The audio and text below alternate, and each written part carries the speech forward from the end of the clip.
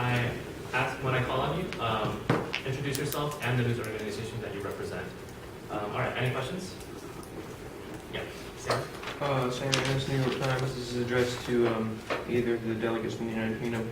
How do you defend your actions in firing upon the American ship Chesapeake a few years ago in 1807?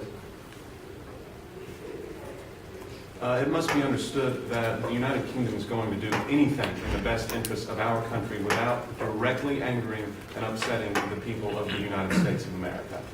That conflict that you stated has not resolved in any major turbulent times from the United States to the United Kingdom, and you must understand that our main goal as a country is to protect our people and our military. Second question? Hayden. I'm Hayden Blakeney, representing the British Broadcasting Corporation. Can you move your hand, thank you. To Robert Smith, how will the U.S. Navy ever hope to compete with the might of the British Navy? I feel like that's a question that can be directed to our Secretary of the Navy, seeing Okay. as he is the Secretary of the Navy. May I ask the Secretary of the Navy the same question? Sure, go ahead. Okay. Again, to Secretary of the Navy, how will the U.S. Navy ever hope to compete with the might of the British Navy? Thank you, Mr. Blakeney. In terms of how we could compete with them, the British Navy is stretched over the entire globe. They're currently in a very bitter conflict with the majority of Europe. We, on the other hand, only have to defend our territorial waters. We have very dedicated men in our service, very well-trained sailors, and very strongly built ships. We can defeat the Royal Navy if they attack us.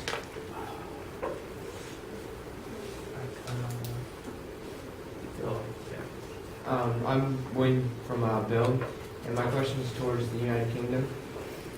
So, how can you guys prove? They've already said that there's U.S. Flags on the ships.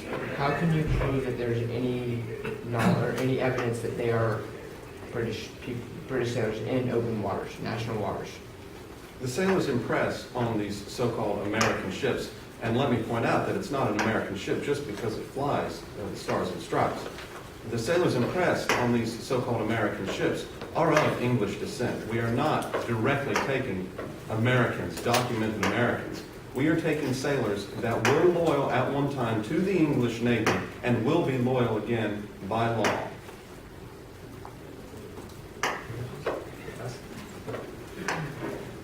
I'm Jasmine Smith from Politico. I've got more than one question, and they're all for the UK. Is that okay? Okay, sure. I'd like to ask a question based on the British descendant comment that you just made. Aren't most Americans are British descendants? Most Americans were not formerly part of the English Navy. That is the sailors that we so-called impress. Okay. My next question is the UK arming the Indians in retaliation for U.S. continuing trade with France? So the United Kingdom is looking to supply the Native Americans with whatever supplies they need to ensure their national sovereignty and their granted rights and lands back to the United States. There have been several conflicts in the region of the Ohio Valley and southern Canada that have raised suspicions by the United Kingdom that citizens are not following the laws and statements put out by the United States government to respect the Native American territory. So we are trying to ensure their safety and their rights. Didn't the Americans leave Britain because that didn't respect their rights? Yes, that was a conflict that was solved at the end of the Revolutionary War, and we're trying to ensure more rights for the Native Americans, which are being oppressed by many European nations and that are being oppressed by the United States. So it should be the United States' job to ensure the citizens of North America to have their rights seen as theirs, so fond of theirs. That's my question. Hayden. Again, Hayden Blakeney, representing the BBC. This is to either British delegate. After the last war in North America, will the British government have the backing of the British people? The English people understand that the British government, from a military perspective, and I'm sure from the politicians' state perspective, that it is our job to ensure the domestic tranquility and safety of all English citizens. However, a war with America currently, right now, is not in the best interest of the United Kingdom, and we are not directly propagating anything that is going to cause direct war, except for impressment of so-called American sailors, rebutted by the Secretary of the Navy, which I currently do not understand.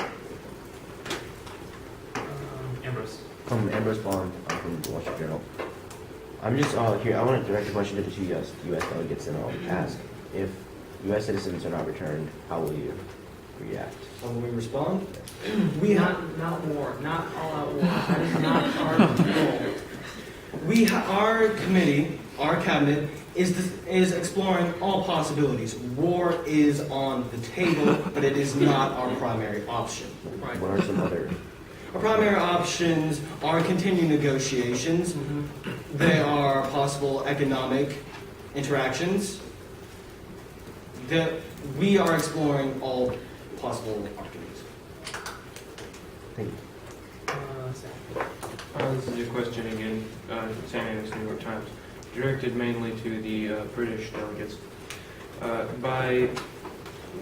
twofold question. What measures exactly are you taking to preserve the native rights that you mentioned in North America?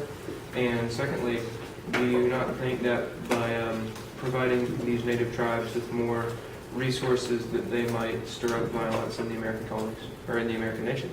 So we are currently writing a treaty with several Native American tribes to improve relations between the United Kingdom and these tribes, and that will involve whatever they want. That could range from military supplies to economic aid.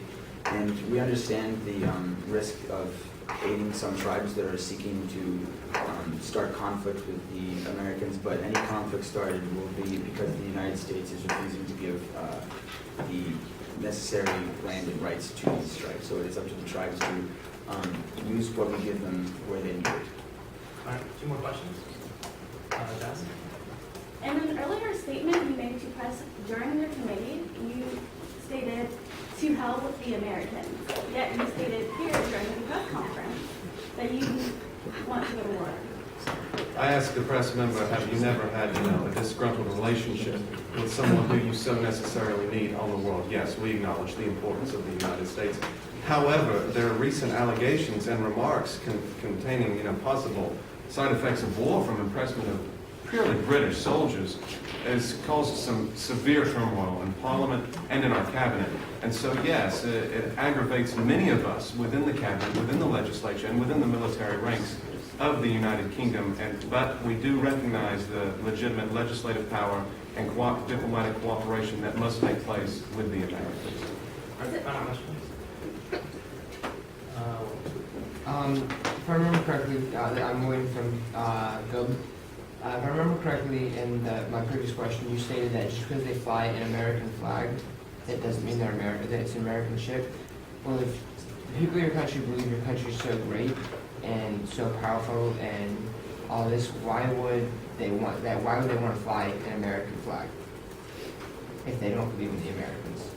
Well, I'm not going to make any allegations as to why a ship would fly a flag not of its color. However, I was merely stating that flying a piece of cloth does not mean allegiance to any country or any branch. All right, so that's it. Please tell Rachel back here.